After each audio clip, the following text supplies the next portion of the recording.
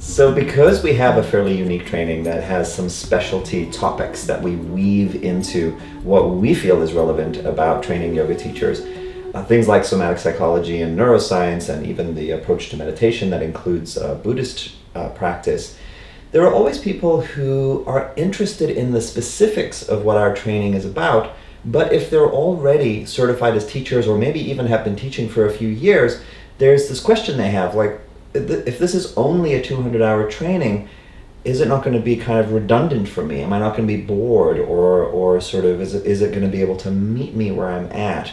And what I would say to people like that is we typically have half or slightly less than half of the trainees in each year who fit that description, who are already certified. Maybe they've already been teaching for a while, and we really strive to meet those people where they're at. Mm-hmm.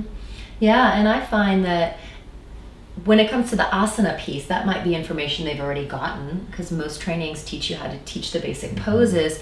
But what I've heard is that there's a deeper layer of understanding, and when we have practicums, we actually invite them to work their edge, right? And so we're not assessing every student from the same level. We're considering, for a newer student, we have them set certain goals.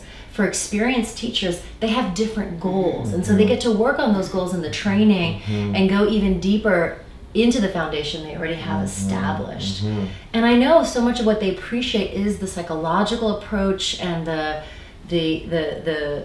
other stuff that we bring in that really doesn't exist in a lot of training. So a lot of it is new, and the part that's review, they get to go deeper in. And I found that those teachers feel really grateful for the way that we offer them that material. Yeah, and just to add to that, part of what we're doing in the practicum is saying, okay, there's an initial layer which is about how you teach the poses.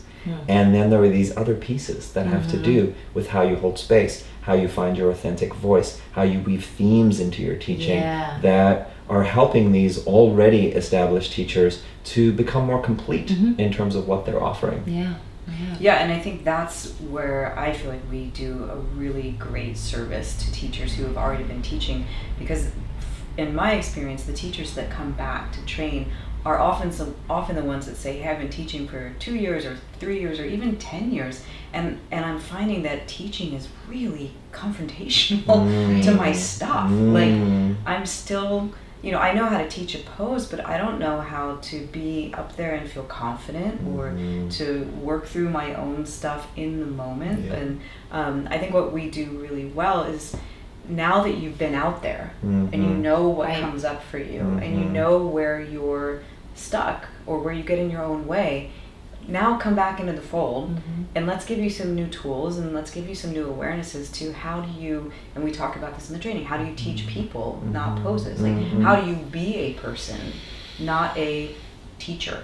Yeah, and that's sort of the self-care piece, and it's the piece that I feel is hard to really convey in terms of any of our description of the training, which is that we're inviting people into a community experience where we grow together, and we heal together, and we identify where our edges are and what some skillful strategies might be for how to work those edges so as to keep growing. Yeah.